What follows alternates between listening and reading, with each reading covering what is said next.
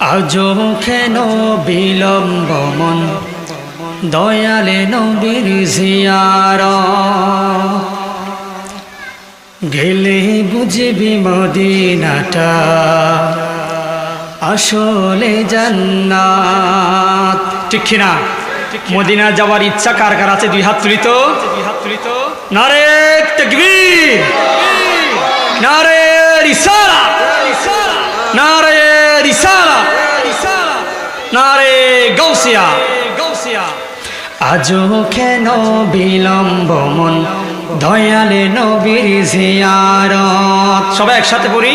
আজও কেন বিলম্ব মন দয়ালে নবীর জিয়ারত গেলে বুঝবি মদিনাটা আসলে জান্নাত। আজও কেন বিলম্ব মন, আজও কেন বিলম্ব মন দয়ালে নবীর জিয়ারত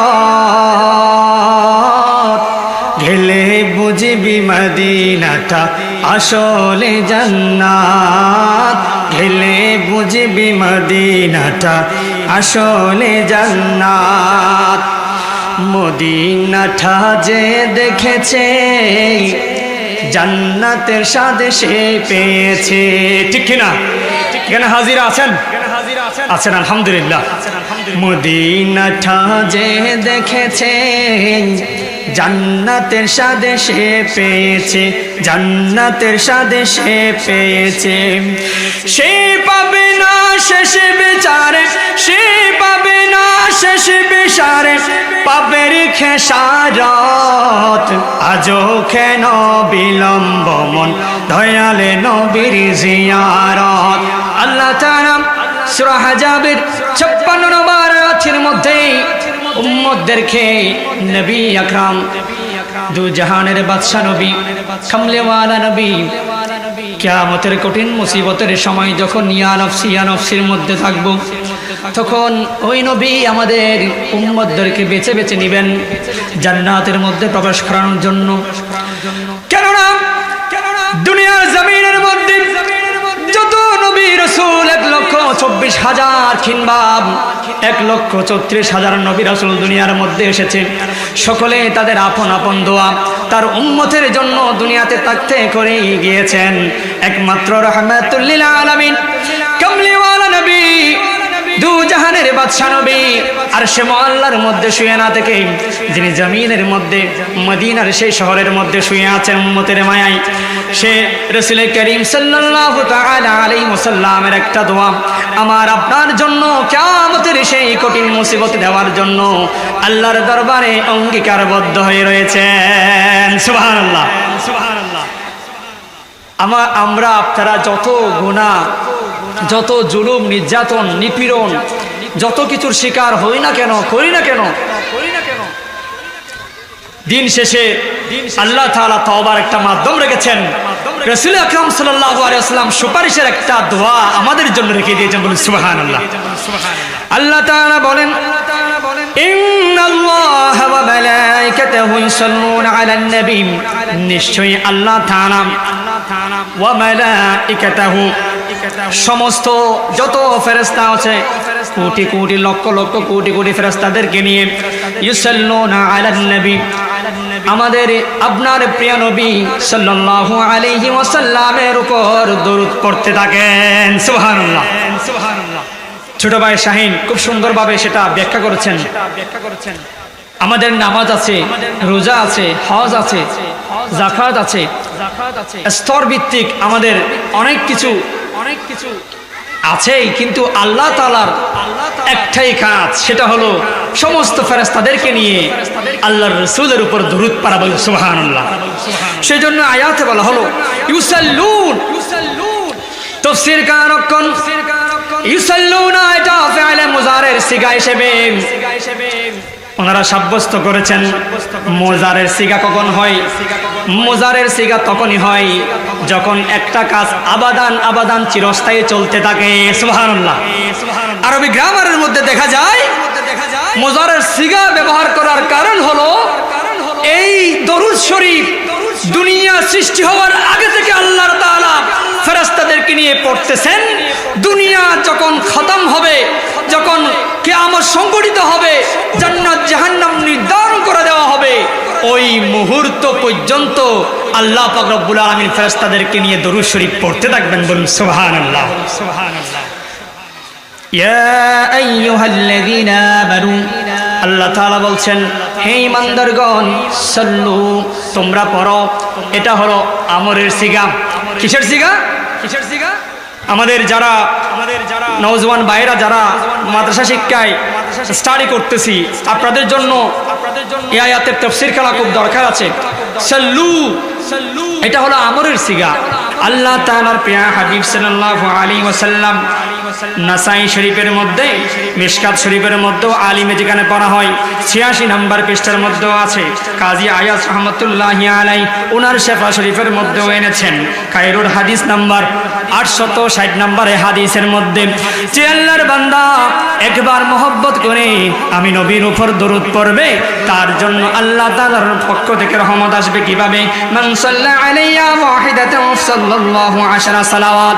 যে আল্লাহর বান্দা আমি নবীর উপর একবার দরুদ পড়বে অন্তর থেকে, ওই আল্লাহ পাক রব্বুল আলামিনের মেহেরবানিতে আমি নবীর উপর মহব্বত করে দরুদ পড়ার কারণে আল্লাহ পাক রব্বুল আলামিন স্পষ্টভাবে কোরআনে আয়াতের পরে রাসূলের হাদিসের দ্বারা এটাই বাতলাই দিচ্ছেন যে আল্লাহর বান্দা একবার দরুদ শরীফ মহব্বত নিয়ে পড়বে, আশরা সালাওয়াত, সাল্লাল্লাহু আশরা সালাওয়াত, আল্লাহ তাআলা ওই বান্দার উপর 10টি রহমত নাজিল করবেন। সুবহানাল্লাহ।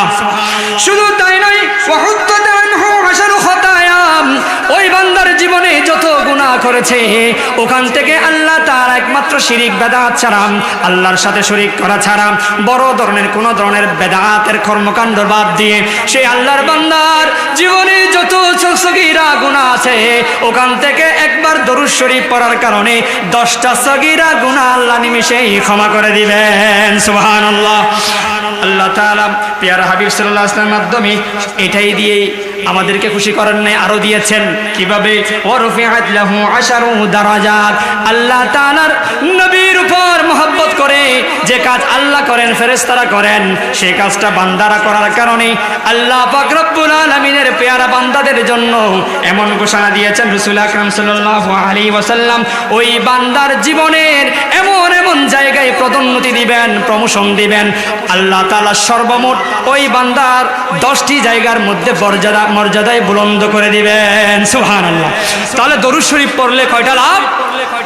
30টা। একবার দরুদ শরীফ পড়লে আল্লাহ তাআলা 10টা রহমত দিবেন, 10টা গুনাহ, সগীরা গুনাহ যেগুলো আমরা উঠা বসায় হাঁটা চলাই করে থাকি, ওই সগীরা গুনাহগুলা ক্ষমা করে দিবেন। আবার আপনার আমার 10টা মর্যাদা আল্লাহ তাআলা বুলন্দ করে দিবেন। বলুন সুবহানাল্লাহ। আসুন আমরা শুনি দরুদ শরীফ পড়লে তো লাভ, সেটা শুনলাম।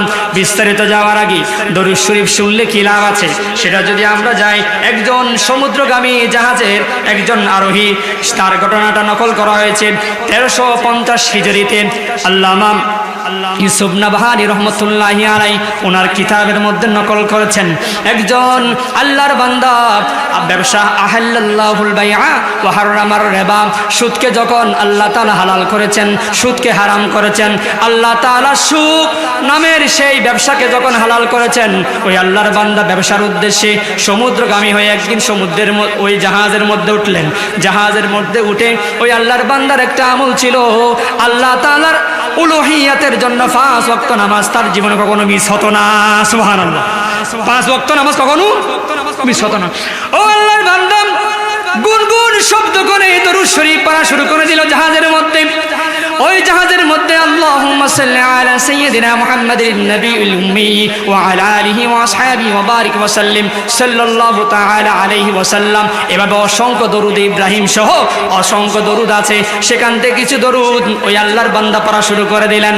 ওই আল্লাহর বান্দার পড়ার আওয়াজ শুনতে পেল ওই সাগরের বিশাল একটা মাছ। সুবহানাল্লাহ।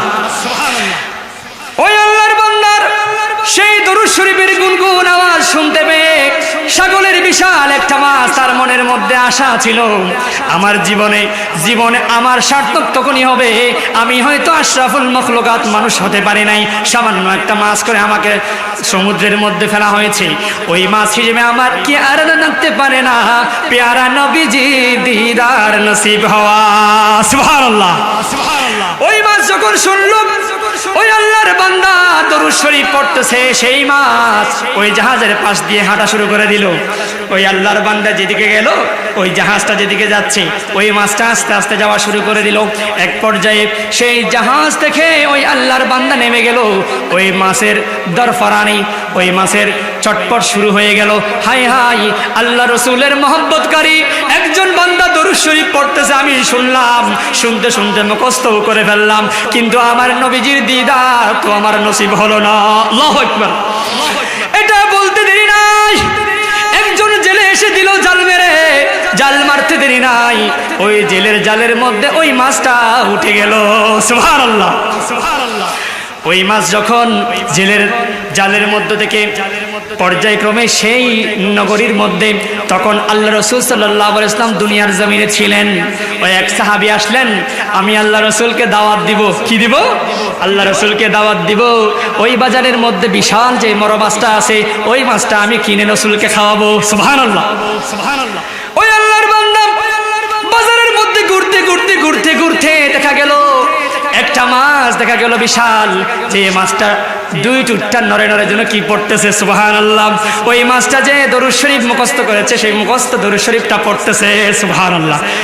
মাছটা যখন তুললো তখন তো কিছু কিছু প্রাণ আছে না, ওই মাছটার দিকে মহব্বত, ওই আল্লাহর ওলির, ওই আল্লাহর বন্ধুর, ও রসুলের সাহাবীর মহব্বতটা বেড়ে গেল। হ্যাঁ হ্যাঁ, এই মাছটাকে আমি আজকে নিয়ে যাব রসুলের দরবারে, রসুলকে এনে আমি রসুলকে খুশি করে খাওয়াবো। সুবহানাল্লাহ, সুবহানাল্লাহ। ওই সাহাবী সেই মাছটাকে নিয়ে গেল। বিবি, ও বিবি, অনেক মহব্বত করে আমি জীবনে অনেক টাকা পয়সা ইনকাম করতে পারি নাই, কিন্তু সামান্য টাকা পয়সা ইনকাম করে আমি একেবারে হালাল ভাবে সামান্য কিছু টাকা রেখেছি সঞ্চয় করে, যে টাকাগুলো দেখে আমি বিশাল একটা বড় মাছ কিনে আল্লাহ রসুলের একদিন মেহমানদারি করব। সুবহানাল্লাহ। সময় তো এসে গেছে, বিবি এটা বসিয়ে দাও। ওই বিবি গেল, আগুন জ্বালালো, আগুন জ্বলে না। আল্লাহু আকবার। আগুন জ্বলে না।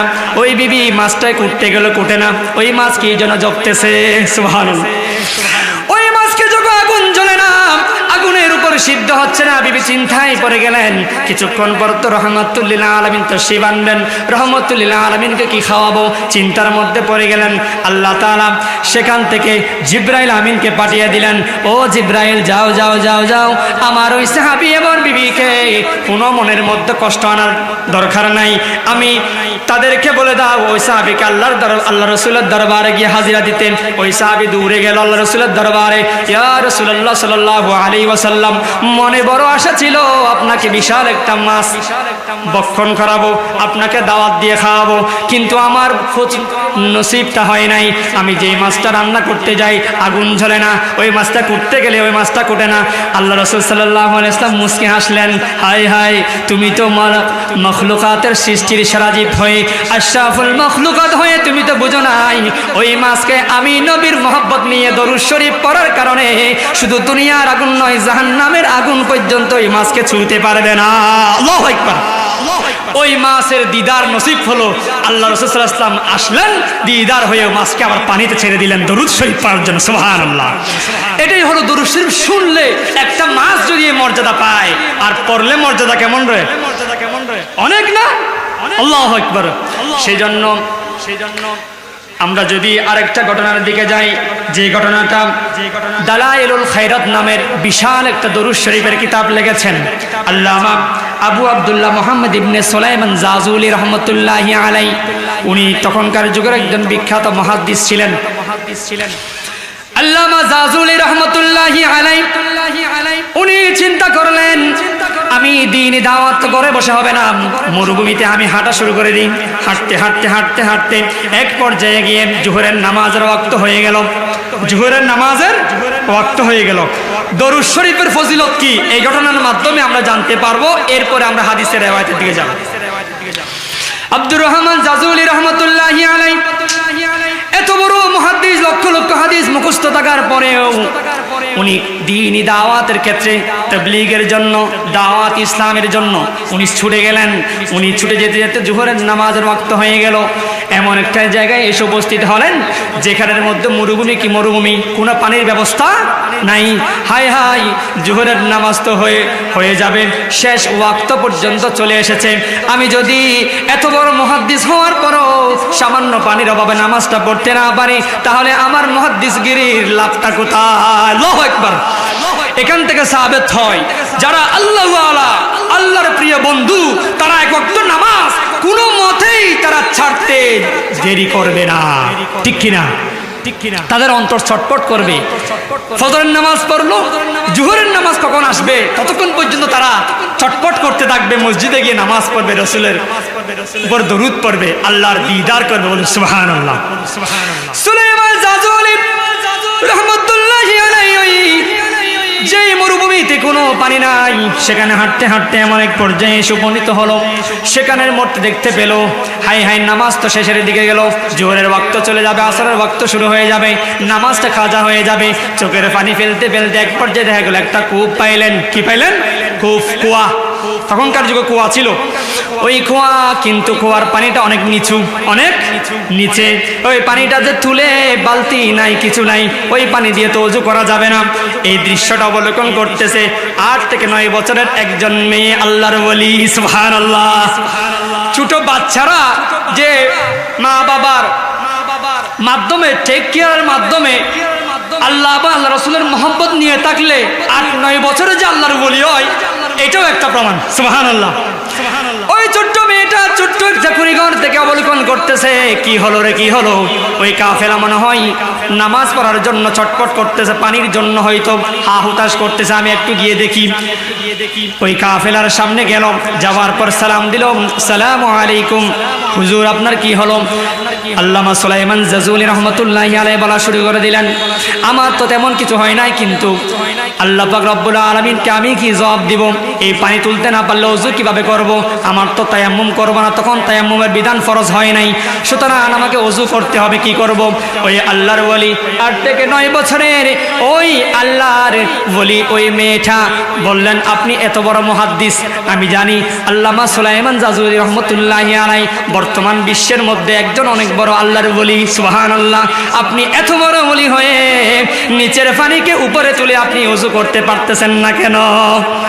হাই হাই, উনি তো টেনশনে পড়ে গেলেন, ছোট্ট মেয়েটা কি বলে? ওই ছোট্ট মেয়েটা সামান্য কি যেন ঠুট নাড়িয়ে পড়ে, থুতু ফেলতে দেরি নাই, ওই কুয়ার পানি নিচ থেকে উপরে উঠতে আর দেরি করে নাই। সুবহানাল্লাহ। ওই পানি নিচ থেকে উপরে উঠে গেল। আল্লামা সুলাইমান জাজুলি রাহমাতুল্লাহি আলাইহি ওযু করলেন, নামাজ কালাম সারলেন, তখন দেখলেন মেয়েটা আর নাই। কিরে, মেয়েটা কোথায় গেল? 8-9 বছরের ছোট্ট একটা বালিকা। দেখলেন দূরে একটা কুড়ে ঘর আছে, সেখানে গেলেন, যাওয়ার পরে উনি দরজায় করাঘাত করলেন, এ বালিকা তুমি বের হও, আল্লাহর শপথ, আল্লাহর কসম, যে নবীজির সুপারিশ তুমি বিশ্বাস করো, যে নবীদেরকে তুমি পছন্দ করো, নবীদের সুপারিশকে তুমি বিশ্বাস করো, আল্লাহর উলুহিয়াত যে তুমি বিশ্বাস করো, কি এমন ক্ষমতা তোমার মাঝে আছে যে আমি সুলাইমান জাজুলি আল্লাহ রাসূলের এত বড় হাদিস বিশারদ হওয়ার পরেও কূপের পানি নিচ থেকে উপরে তুলে আমি ওযু করতে পারি নাই? তোমার এই ক্ষমতাটা আমাকে একটু বলো। সুবহানাল্লাহ। তখন ওই বালিকা বলতে শুরু করে দিল, আপনি এত বড় মুহাদ্দিস হয়ে সেটাও জানেন না, আপনি আর কিসের মুহাদ্দিসগিরি করেন? একটু সুন্দরভাবে একটু মস্কারা করলো, কি করলো?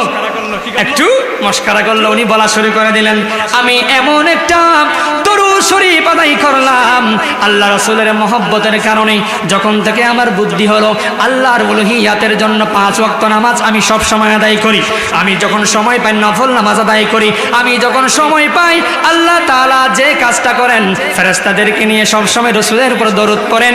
আমি একজন ছোট্ট মেয়ে হিসেবে আমার কোনো কিছু নাই, আমি আল্লাহ রাসূলের উপর এই দরুদটি পড়তে থাকি। সুবহানাল্লাহ। সে দরুদটা কি? আল্লাহুম্মা সাল্লি আলা সাইয়্যিদিনা মুহাম্মাদিন ওয়া আলা আলি সাইয়্যিদিনা মুহাম্মাদিন সালাতান দাইমাতান মাকবুলাতান তুআদ্দি বিহা আন্না হাক্কাহুল আযীম। এই দরুদ শরীফ পড়ে আমি তুতু মোবারক ফেলতে দেরি নাই। আল্লাহ তাআলার পক্ষ থেকে রাসূলকে মহব্বত করি, দরুদ পড়ার কারণে আল্লাহ তাআলা গায়েবী সাহায্যের মাধ্যমে কূপের পানি নিচ থেকে উপরে তুলে দিলেন। সুবহানাল্লাহ।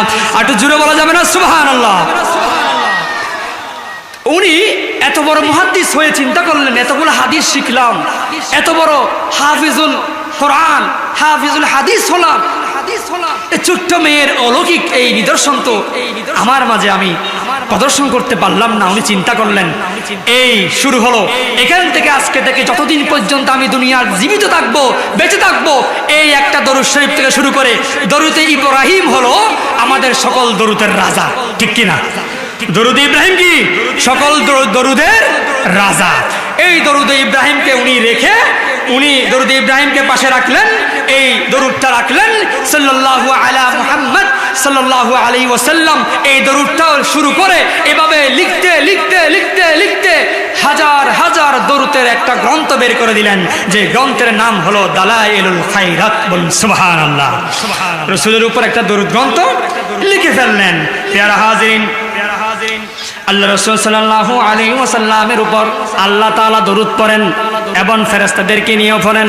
ঈমানদার হিসেবে সাল্লু আলাইহি ওয়াসাল্লিমু তাসলিমা, আমাদেরকেও দরুদ পড়ার জন্য ইশারা করা হয়েছে, ইঙ্গিত দেওয়া হয়েছে, সরাসরি উল্লেখ করা হয়েছে, তোমরাও পড়ো, অর্ডার করা হয়েছে, ঠিক কিনা? দরুদ পড়ার জন্য বলা হয় নাই? আসেন এখন আমরা যে দরুদ পড়ব, হায়াতুন নবী সাল্লাল্লাহু আলাইহি ওয়াসাল্লাম মের উপর যে দরুদ পড়ব, সেই দরুদ শরীফ আল্লাহ রাসূলের দরবারে যায় কিনা, আল্লাহ রাসূল শুনতে পায় কিনা, আল্লাহ রাসূল সেটার জবাব দেন কিনা, সেটা হাদিসের আলোকে একটু যাই। হযরতে আব্দুল্লাহ ইবনে মাসউদ রাদিয়াল্লাহু তাআলা আনহু থেকে বর্ণনা করা হয়েছে, সহিহ বুখারী 6994 নম্বরের হাদিসের মধ্যে আনা হয়েছে, সহিহ মুসলিমের 6056 নম্বর হাদিসের মধ্যে আনা হয়েছে, মুসনাদে আহমদের 4193 নম্বর হাদিসের মধ্যে আনা হয়েছে, দারমি শরীফ জামিউস সগীরের মধ্যে অসংখ্য হাদিসের কিতাবের মধ্যে রেফারেন্স আনা হয়েছে। আল্লাহ রাসূল সাল্লাল্লাহু আলাইহি ওয়াসাল্লামের একজন জলিলুল কদর সাহাবী ছিলেন হযরত আব্দুল্লাহ ইবনে মাসউদ রাদিয়াল্লাহু তাআলা আনহু, যিনি বলা আল্লাহ রাসূলের মুখ থেকে শুনেছেন, সরাসরি riwayat করেছেন। আল্লাহ রাসূল সাল্লাল্লাহু আলাইহি ওয়াসাল্লাম বললেন, মান রানি ফিল মানামি, যে আল্লাহর বান্দা স্বপ্নের মধ্যে আমি রাসূলকে দেখলো, ফাকাদ রানি হাক্কা, সেই যেন সত্যি সত্যি আমি রাসূলকে দেখলো। সুবহানাল্লাহ। স্বপ্নের মাঝে যে আল্লাহ রাসূলকে দেখলেন, সে সরাসরি কাকে দেখলেন? আল্লাহ রাসূলকে। কেন নাম ফাইন্নাশ শাইতানা লা ইয়াতামাসসালু বি, কেননা দুনিয়ার জমিনের মধ্যে শয়তানকে আল্লাহ তাআলা যে পাওয়ার দিয়েছেন, ওই শয়তান সকলের সূরত ধরতে পারলেও আমি নবীর কামলিওয়ালা নবীর সূরত কখনো ধরতে পারে না। আল্লাহু আকবার। রাসূলের সূরত কখনো ধরতে পারে না। হাই হাই, আমরা যদি ওই রাসূল সাল্লাল্লাহু আলাইহি ওয়াসাল্লামকে মহব্বত করে দরুদ শরীফ পড়ি, তাহলে সরাসরি ওই দরুদ শরীফ কার দরবারে যায়? আল্লাহ রাসূলের দরবারে যায়। এই হাদিস থেকে আমরা জানতে পেলাম আল্লাহ রাসূল সাল্লাল্লাহু আলাইহি ওয়াসাল্লাম রওজা শরীফের মধ্যে জিন্দা। সেটা কিভাবে? ইবনে মাজাহ শরীফের 1636 নম্বর হাদিস, সুনানুন আল মুজামুল আওসাতের মধ্যে, সুনানে দারিমির মধ্যে আনা হয়েছে, মুসান্নাফ ইবনে আবি শাইবার মধ্যে আনা হয়েছে, অনেক রেফারেন্স কিতাবের মধ্যে আনা হয়েছে। হযরত আবু দারদা রাদিয়াল্লাহু তাআলা আনহু থেকে বর্ণনা করা হয়েছে, ক্বালা রাসূলুল্লাহ সাল্লাল্লাহু আলাইহি ওয়াসাল্লাম, আল্লাহ রাসূল সাল্লাল্লাহু আলাইহি ওয়াসাল্লাম ইরশাদ করেছেন, আকসিরুস সালাতা আলাইয়া ইয়াউমাল জুমআ, ও হে আমার বান্দারা, যেই দিন বৃহস্পতিবার রাত হয় সেটা হলো জুমার রাত। সুবহানাল্লাহ। ওই জুমার রাত এবং জুমার দিন মিলে তোমরা আমি নবীর উপর বেশি বেশি দরুদ পড়ো। সুবহানাল্লাহ। বৃহস্পতিবার রাত, শুক্রবার দিন, এই রাত দিন 24 ঘন্টা মিলে আমি রসুলের উপর আল্লাহর বিধান অনুযায়ী 5 ওয়াক্ত নামাজের পরে আমি আল্লাহকে স্মরণ করার পরে রসুলের উপর বেশি বেশি দরুদ পড়তে থাকবো। সুবহানাল্লাহ। ফাইন্নাহু মাশহুদুন তাশহাদুহুল মালায়েকা, কেননা শুক্রবার দিন এবং রাতে মিলে যখন তোমরা আমি নবীর উপর দরুদ শরীফ পড়বে, সেটার সাক্ষী স্বয়ং আমি খোদা হয়ে যাই। সুবহানাল্লাহ। শুধু আমি নই, আমার সাথে যে মালায়েকা ফেরেশতারা যারা দরুদ শরীফ পড়তেছে, তারাও পর্যন্ত মাশহুদ সাক্ষী হয়ে যায়। সুবহানাল্লাহ। এরপরে বলা হলো, ওয়া ইন্না হাদান লান ইউসাল্লিয়া আলাইয়া ইল্লা উরিদাত আলাইয়া সালাতুহু হাত্তা ইয়াফরাগু মিনহা। আল্লাহ রাসূল সাল্লাল্লাহু আলাইহি ওয়াসাল্লাম ইরশাদ করেছেন, একজন সাহাবী আল্লাহ রাসূলের দরবারে এই হাদিসটা যখন শুনলো, ইয়া রাসূলুল্লাহ, আমরা দরুদ শরীফ পড়লে আপনি বর্তমানে সামনে আছেন, আপনার শুনতে পান, আপনি সেটার জবাব দেন। আল্লাহর পক্ষ থেকে আল্লাহ দরুদ শরীফ পড়েন, সেটা কোরআনে প্রমাণ পেলাম, ফেরেশতারাও পড়েন, আমাদেরকে পড়ার জন্য বলা হয়েছে। কিন্তু আমার মনে বড় আফসোস লাগে, আপনি দুনিয়া থেকে চলে যাওয়ার পরেও কি আমরা দরুদ শরীফ পড়লে আপনার কাছে যাবে কিনা? সুবহানাল্লাহ। ইয়া রাসূলুল্লাহ, আপনার নুরানি সৌন্দর্য এই চেহারাটা দেখার জন্য আবু বকর পাগল হয়ে থাকতো, হযরত ওমর ফারুক পাগল হয়ে থাকতো, হযরত ওসমান গনি জিন্নৌরাইন পাগল হয়ে থাকতো, হযরত মাওলা আলী শের খুদা পাগল হয়ে থাকতো। এমনকি হাদিসের মধ্যে আছে সাহাবায়ে কেরামরা এত পাগল হয়ে যেত, অনেকে মজনুন পাগল হয়ে যেত নবীজির চেহারা দেখার জন্য। সুবহানাল্লাহ। রসুলকে চেয়ে দেখা এটা ইবাদত মনে করে অনেকে আল্লাহ রসুলকে চেয়ে থাকতো। বলুন সুবহানাল্লাহ। প্যারা হাজিরিন, মহব্বত রাখতে হবে প্রথমে কার? আল্লাহ। প্রথমে কার? আপনি নামাজ ছেড়ে দিলেন, আপনি দুনিয়াদারির মহব্বতে পড়ে গেলেন, আল্লাহর ইতাআত করলেন না, কিন্তু রসুলের উপর দরুদ পড়লেন, সেটা কাজে দিবে? প্রথমে 5 ওয়াক্ত নামাজ কি রাখতে হবে? ঠিক থাকতে হবে। 5 ওয়াক্ত নামাজ ঠিক আল্লাহ যেটা যেভাবে কোরআনের আইন অনুযায়ী যেভাবে বলেছেন সেভাবে করতে হবে। তারপর যেখানে আল্লাহর নাম আসবে সেখানে রসুলের নাম প্রবেশ করে দিতে বলুন সুবহানাল্লাহ। আপনারা দেখেন নামাজের মধ্যে নবীর নাম নিলে নামাজ হয় না। আসসালামু আলাইকা আইয়ুহান নবিয়্যু, নবীকে সালাম দিই কিনা? আজানের মধ্যে নবীজির নাম না নিলে আজান হয় না। আশহাদু আল্লা ইলাহা ইল্লাল্লাহ ওয়া আশহাদু আন্না মুহাম্মাদুর রাসূলুল্লাহ, আল্লাহর নাম যেখানে, নবীজির নাম সেখানে বলুন সুবহানাল্লাহ। যেখানে আজানে নবীর নাম না নিলে আজান হয় না, নামাজের মধ্যে নবীর নাম না নিলে নামাজ হয় না। নামাজের মধ্যে সাহাবীদেরকে আল্লাহ রাসূলের পেয়ারা যে সাহাবীরা ছিলেন, আল্লাহ রাসূলের আহলে পরিবারকে সালাম না দেন নামাজ হয় না। অবশ্যই অবশ্যই আল্লাহ রাসূলকে মহব্বত করতে হবে কি হবে না? হবে না? অবশ্যই আল্লাহ রাসূলুল্লাহ ইসলামকে মহব্বত করতে হবে। তখন ওই সাহাবী বললেন, ইয়া রাসূলুল্লাহ, আপনি মরে যাওয়ার পরেও, অর্থাৎ দুনিয়া থেকে পর্দা করার পরেও কি আমরা দরুদ শরীফ পাঠালে আপনি শুনবেন? আল্লাহ রাসূল সাল্লাল্লাহু আলাইহি ওয়াসাল্লাম কি বললেন দেখেন, ক্বালা কুলতু ওয়া বা'দাল মাউত, ইয়া রাসূলুল্লাহ, মরণের পরেও আপনি দুনিয়া থেকে পর্দা করার পরেও কি শুনবেন কিনা?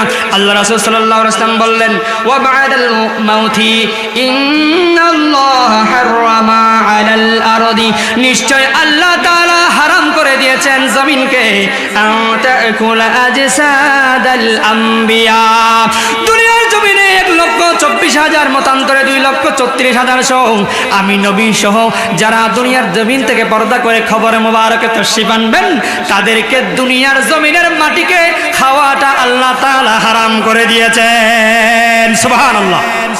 এটা জুড়ে বলা যাবে না? সুবহানাল্লাহ। জমিনকে হারাম করা দেওয়া হয়েছে, নবীদের কি খাওয়া?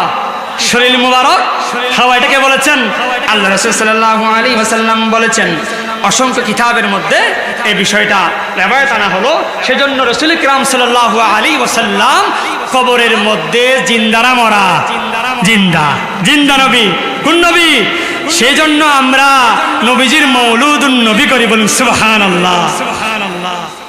যেখানে নবীজির সিরাত আছে সেখানে নবীজির মিলাদ আছে, যেখানে নবীজির মিলাদ আছে সেখানে নবীজির সিরাত আছে। আল্লাহর নবী যেখানে আছে কোরআন আছে, সেখানে যেখানে কোরআন আছে সেখানে কি আছে? নবী আছে। সুতরাং আমাদের আমল করার ক্ষেত্রে বৈপরীত্য কেন? আমরা এইসব বিষয়গুলো নিয়ে, সেন্সিটিভ বিষয়গুলো নিয়ে কেন আমরা বর্তমান সময়ে দেখা যায় আমরা সামান্য এই বিষয়গুলোকে এমন অসামান্য অবস্থায় করে ফেলি, ভাইরাল করে ফেলি। পুরা মাহফিলের 3 ঘন্টা মাহফিলের মধ্যে কত সুন্দর হেদায়েতের বাণী ছিল, কত সুন্দর কোরআনের তেলাওয়াত ছিল, কত সুন্দর হাদিসের রিওয়ায়াত ছিল, সেগুলোকে বাদ দিয়ে 2-1টা কথা একটু মুখ ফসকে বের হয়ে যাওয়ার কারণে ওই সামান্যগুলোকে ভাইরাল করে দিয়ে ওই আলেমকে বেইজ্জতি করা শুরু করে দিই। ঠিক কিনা? প্যারা হাজিরিন, আজকে আমি এই বড় বেতুয়া সুন্নি এই সমাজ কল্যাণের উদ্যোগে যে মাহফিল হয়েছে, এখানে আপনাদের অনুরোধ রাখবো, আমরা ফেসবুক বলেন, টুইটার বলেন, ইউটিউব বলেন, আমরা হোয়াটসঅ্যাপ বলেন, সব কিছুতে মাত্রাতিরিক্ত কিছু করবো না। যেখানে আমার নবীর সুনাম আছে, আমার নবীর যেখানে আল্লাহ তাআলা নিজেই তো ওয়ারাফা'না লাকা যিকরাক নবীজির শানকে বুলন্দ করেছেন, সেখানে আমার আপনার নবীজির শান কমানোর দরকার কি? এটা তো আল্লাহ করে দিয়েছেন। সুতরাং আমরা মিলাদুন নবী বলেন, সিরাতুন নবী বলেন, যেভাবে হোক নবীজির শান হর হামেশা জারি থাকবে। দুনিয়ার সৃষ্টি জগতের শুরু থেকে ছিল, এখনো আছে, ভবিষ্যতেও থাকবে। বলেন সুবহানাল্লাহ।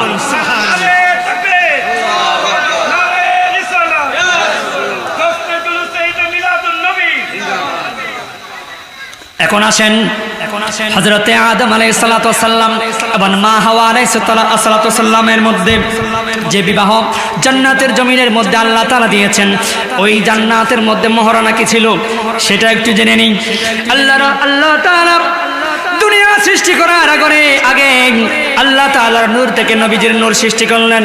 ওই নূর মুবারক থেকে আরশ কালাম, লৌহে মাহফুজ, সাত আসমান, সারা পৃথিবীর কুল কায়নাত সৃষ্টি করলেন। সেটার প্রমাণটা দেওয়ার কিভাবে আল্লাহ তাআলা পবিত্র সূরা ফাতিহার মধ্যে কত সুন্দর ঘোষণা দিয়েছেন। বিসমিল্লাহির রহমানির রহিম, আলহামদুলিল্লাহি রাব্বিল আলামিন। আল্লাহু আকবার। আল্লাহ তাআলা সমস্ত প্রশংসার দাবিদার, যিনি রব্বুল আলামিন, সারা পৃথিবীর রব। ওই আল্লাহ তাআলা আবার রাসূলের বিশেষায়ন কিভাবে করতেছেন, ওয়া মা আরসালনাকা ইল্লা রাহমাতাল লিল আলামিন। হযরতে আদম আলাইহিস সালাতু ওয়াস সালাম যখন আল্লাহ তাআলা সর্বপ্রথম জান্নাতের মধ্যে সৃষ্টি করলেন, সৃষ্টি করানোর পরে আদম আলাইহিস সালাতু ওয়াস সালাম ওনার মনের মধ্যে আল্লাহর জিকির সব সময় বুলন্দ আছে, সব সময় চলতে আছে। এক পর্যায়ে গিয়ে আদম আলাইহিস সালাতু ওয়াস সালাম মনের মধ্যে কেমন জানি পেরেশানি আল্লাহ তাআলা অনুভব করলেন। আল্লাহ তাআলা আদম আলাইহিস সালাম যখন ঘুমন্ত অবস্থায় ছিলেন, বাম পাজর থেকে মা হাওয়া আলাইহিস সালাতু ওয়াস সালামকে বের করলেন। বের করে দেওয়ার পরে আল্লাহ তাআলা সৃষ্টি করার পরে হযরতে আদম আলাইহিস সালাতু ওয়াস সালাম চোখ খুললেন, খুলে দেখলেন এত সুন্দর পৃথিবী, এত সুন্দর একটা রমণী ওনার পাশে বসে আছে, যার সুন্দর তুলনা বর্ণনা করা যাবে না। ওই হাওয়া আলাইহিস সালাতু ওয়াস সালামকে দেখে আদম আলাইহিস সালাম বলা শুরু করে দিলেন, আপনি এখানে কেন বসে আছেন? তখন আল্লাহর পক্ষ থেকে আওয়াজ আসলো, ওই আদম, তুমি এখানে, তোমাকে সৃষ্টি করা হয়েছে, তোমাকে বানিয়ে দেওয়া হয়েছে। দুনিয়ার জমিনের মধ্যে আমি তোমার ওরসজাত বান্দাদেরকে সৃষ্টি করব, সেই সিলসিলা অনুযায়ী তোমার বাম বাজর থেকে হাওয়া আলাইহিস সালামকে বানালাম। সুতরাং তুমি তোমার হাওয়া আলাইহিস সালাতু ওয়াস সালামকে স্ত্রী রূপে গ্রহণ করো। সুবহানাল্লাহ। যখন স্ত্রী রূপে গ্রহণ করবেন, আদম আলাইহিস সালাতু ওয়াস সালাম একটু সামনের দিকে অগ্রসর হলেন, স্পর্শ করবেন। ওই মুহূর্তে আল্লাহ তাআলা বলে দিলেন, হে আদম, তুমি স্পর্শ করতে পারবে না, কারণ যখন তুমি বিবি হিসেবে হাওয়া আলাইহিস সালাতু ওয়াস সালামকে যখন গ্রহণ করবে, অবশ্যই তোমার মোহরানা দিতে হবে। আমাদের বিয়েতে আমরা মোহরানা দিই না? 10 লাখ, 20 লাখ, 30 লাখ, আগাতে না পারলেও দিই। এমনকি অনেকে খবরে চলেও যায়, কিন্তু ওই মোহরানা আদায় শেষ হয় না। পেয়ারা হাজিরিন, দেখেন আল্লাহ রাসূল সাল্লাল্লাহু আলাইহি ওয়াসাল্লামের কি সেই দুনিয়ার সৃষ্টি হওয়ার আগ থেকে যে আল্লাহ রাসূল সাল্লাল্লাহু আলাইহি ওয়াসাল্লামকে সৃজন করা হয়েছে তার প্রমাণ দেখেন। হযরতে আদম সফিউল্লাহ যখন স্পর্শ করবেন, এই মুহূর্তে আল্লাহ তাআলা অর্ডার আসলো, মোহরানা দাও। আদম আলাইহিস সালাম বিচলিত হয়ে গেলেন, এখনো তো কোনো কিছু আমি কুলকিনানা খুঁজে পাচ্ছি না, সারা পৃথিবী, এত বিশাল পৃথিবীর মধ্যে কি এমন আছে আমি মোহরানা দিব? আল্লাহ তাআলা গায়েবী সাহায্যের মধ্যে এমন একটা আওয়াজ দিয়ে আল্লাহ তাআলা সরাসরি আদম আলাইহিস সালামকে বলা শুরু করে দিলেন, ও আদম, তুমি কি জানো না, লা ইলাহা ইল্লাল্লাহু মুহাম্মাদুর রাসূলুল্লাহ সাল্লাল্লাহু আলাইহি ওয়াসাল্লাম, ওইটাকে বলা হলো এটা তোমার ওরসজাত দিয়ে আখেরি নবী হিসেবে তাশরীফ আনবেন। সুতরাং তুমি মোহর খুঁজে পাচ্ছ না কেন? ওই নবীর উপর তুমি 3 বার কিতাবের মধ্যে আছে 10 বার কিংবা 11 বার তুমি ওই নবীর উপর দরুদ শরীফ পড়ে মোহরানা আদায় করে দাও। সুবহানাল্লাহ। 3 বার কিংবা 11 বার, 12 বার, 11 বার বা 10 বার দরুদ শরীফ আদায় করে মোহরানা আদায়, নিমিষে মোহরানা আদায়, বিয়ে সম্পন্ন হয়ে গেল, ওনাদের নসল দিয়ে আজকে সারা পৃথিবীর আদম সন্তানরা আসা শুরু করে দিল। বলে সুবহানাল্লাহ, কিয়ামত পর্যন্ত আসতেই থাকবে। কি এহসান করে দিয়েছেন মহরনা নির্ধারণের বিষয়টা, আর আমরা আপনারা সেই মহরনাটা কত ক্রিটিক্যাল করে দিয়েছি। হাই হাই, খুব আফসোস লাগে। মহরনা বিষয়টা সহজ করে দেন, দেখবেন আপনার আমার জিন্দেগিটা সহজ হয়ে যাবে। বলুন সুবহানাল্লাহ। প্রিয় হাজিরিন, আমি সংক্ষেপে একেবারে শেষের দিকে যাচ্ছি। হুজুরের অনুমতি দেওয়াতে আবার 2-4 মিনিট আপনাদের সম্মুখে কথা বলার এরাদা করলাম। আমরা যে দরুদ শরীফ পড়ি, আল্লাহ রসুল আমাদের ছিলেন কিনা, জানেন কিনা, শুনেন কিনা, সেই রেওয়ায়েতের দিকে যদি আমরা 2-1টা হাদিস যদি একটু দেখি, আল্লাহ রসুল সাল্লাল্লাহু আলাইহি ওয়াসাল্লামের একজন প্রখ্যাত সাহাবী আবু হুরায়রা রাদিয়াল্লাহু তাআলা থেকে বর্ণনা করা হয়েছে, মান সাল্লা আলাইয়া ইনদা কবরি সামি'তুহু, আল্লাহ রাসূল সাল্লাল্লাহু আলাইহি ওয়াসাল্লাম বললেন যে আল্লাহর বান্দা আমি নবীজির রওজা মুবারকের পাশে গিয়ে দরুদ শরীফ পড়বে, সামি'তুহু, আমি রাসূল আমার কান দিয়ে শুনি। সুবহানাল্লাহ। শুধু তাই নয়, ওমান সাল্লা আলাইয়া নাইবান আবলাগতুহু, যে আল্লাহর বান্দা বাংলাদেশের এই জমিন থেকে বড়বেথুয়ার এই মাহফিল থেকে একবার দরুদ শরীফ পড়লো, ওই দরুদ শরীফ পাঠিয়ে দেওয়ার জন্য হাজার হাজার ফেরেশতা আল্লাহ তাআলা মোতায়েন করে দিয়েছেন। সুবহানাল্লাহ। সেটাও আল্লাহ রাসূল শুনেন, সেটাও কি আল্লাহ রাসূল শুনেন। সেজন্য আরেকটা হাদিসের দিকে যদি যাই, ইন্না লিল্লাহি মালাইকাতাম সাইয়্যাহিনা ফিল আরদি ইউবাল্লিগুনি আন উম্মতিস সালাম, আমার উম্মতের মধ্যে যারা একবার দরুদ শরীফ আদায় করবে, আমি আল্লাহ 10টা রহমত দিব, 10টা গুনাহ মাফ করব, 10টা নিয়ামতে ভরপুর করে দিব। শুধু তাই নয়, তাদের ওই দরুদ শরীফটা আমি নবীর রওজা মুবারকে আসার জন্য আল্লাহ তাআলা ব্যবস্থা করে রেখেছেন। সুবহানাল্লাহ। প্রিয় হাজিরিন, তার মানে আমি আপনি দরুদ শরীফ পড়লে আল্লাহ পাকের কুদরতের মাধ্যমে আল্লাহ রাসূল শুনেন কিনা, অবশ্যই শুনেন। সুতরাং কিয়ামত পর্যন্ত 70,000 ফেরেশতা মোতায়েন আছে। একদিনে 70,000, দিনে 12 ঘন্টার মধ্যে ডিউটি করে আল্লাহ রাসূলের দরবারে। বলুন সুবহানাল্লাহ। আবার 70,000 ফেরেশতা আছে রাতে, মোট 1,40,000 ফেরেশতা। যে ফেরেশতা জীবনে একবার রাসূলের দরবারে আসছে, কিয়ামত পর্যন্ত সে আর রাসূলের দরবারে আসবে না। বলুন সুবহানাল্লাহ। এভাবে কিয়ামত হওয়ার আগ পর্যন্ত 1,40,000 করে প্রতিদিন আসবে আর যাবে, রাসূলের দরুদ কিন্তু বন্ধ হবে না। বলুন সুবহানাল্লাহ। ওই নবীজির উপর দরুদ শরীফ পড়তে চায় কি চায় না? 2 হাত তুলে পড়ে নবীকে স্বপ্নে দেখতে চায় কি চায় না? ওই নবীকে স্বপ্নে দেখতে চায় কি চায় না?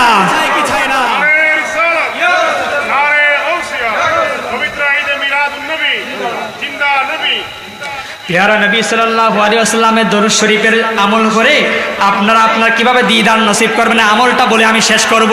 আল্লাহ রাসূল সাল্লাল্লাহু আলাইহি ওয়াসাল্লামের হাদিস কানা বিখ্যাত অনেক হাদিসের মধ্যে বিখ্যাত আব্দুল হক মুহাদ্দিস দেহলভী রাহমাতুল্লাহি আলাইহি জজবুল কুলুবের উর্দু এই কিতাবের 276 থেকে 77 নম্বর কিতাবের মধ্যে কত সুন্দর করে ইরশাদ করেছেন। আল্লাহ রাসূল সাল্লাল্লাহু আলাইহি ওয়াসাল্লাম বলেছেন, কোন আল্লাহর বান্দা যদি আমি নবীকে দেখতে চাই, কোথায়? স্বপ্নের মাধ্যমে। হয়তো আমাদের টাকা পয়সা নাই, লক্ষ লক্ষ টাকা নাই, উমরা করতে পারবো না, হজ করতে পারবো না, কিন্তু নবীজির মহব্বত যদি দিলে রাখতে পারি, একদিন না একদিন আমরা স্বপ্নে রাসূলের দিদার নসিব হবে। ঠিক কিনা? সেজন্য একটা দরুদ বললেন, আল্লাহুম্মা সাল্লি আলা মুহাম্মাদিন ওয়া আলা আলি মুহাম্মাদিন কামা তুহিব্বু ওয়া তারদা। এই দরুদটা যে আল্লাহর বান্দা অন্তর থেকে পড়বে, তার দিদার নবীজি মুস্তাফা নসিব হবে। সুবহানাল্লাহ। এরপরে আল্লাহুম্মা সাল্লি আলা কবরিহি ফিল কুবুরি, এই দরুদ শরীফটার আমল করলে আল্লাহর নবী সরাসরি স্বপ্নের মধ্যে দেখা দিবেন। বলুন সুবহানাল্লাহ। কেন দেখা দিবে না? কসিদায়ে বুরদা যিনি লিখেছেন আল্লামা শরফুদ্দীন বুসুরি রাহমাতুল্লাহি আলাইহি, উনার হাত পায়ে অবশ হয়ে গিয়েছিল, উনি আল্লাহ রাসূলের মহব্বতে পড়ে লেখা শুরু করে দিলেন, মাওলায়া সাল্লি ওয়া সাল্লিম দাইমান আবাদান আলা হাবিবিকা খায়রিল খালকি কুল্লিহিম। এই দরুদ শরীফ এভাবে আল্লাহ রাসূলের শান লিখতে লিখতে আল্লামা শরফুদ্দীন বুসরি রাহমাতুল্লাহ একটু তন্দ্রা দিলেন। তন্দ্রা দিতে দেরি নাই, রাসূল সাল্লাল্লাহু আলাইহি ওয়াসাল্লাম স্বপ্নের মধ্যে আসতে আর দেরি করে নাই। সুবহানাল্লাহ। স্বপ্নে আসলেন, আল্লামা বুসরি রাহমাতুল্লাহ আলাইহি একটা তোয়ালে দিলেন, একটা চাদর দিলেন, চাদর পরিয়ে দিলেন। পরিয়ে দেওয়ার পর আল্লামা শরফুদ্দীন বুসরি জাগ্রত হলেন। জাগ্রত হয়ে দেখতে পেলেন তোয়ালেটা ওনার গায়ে মোবারকের মধ্যে জড়িয়ে আছে। বলুন সুবহানাল্লাহ। সাথে সাথে দেখলেন যেদিকে ওনার হাতটা অবশ ছিল, সেই হাত মোবারকটা সুস্থ হয়ে গেল, বলো সুবহানাল্লাহ।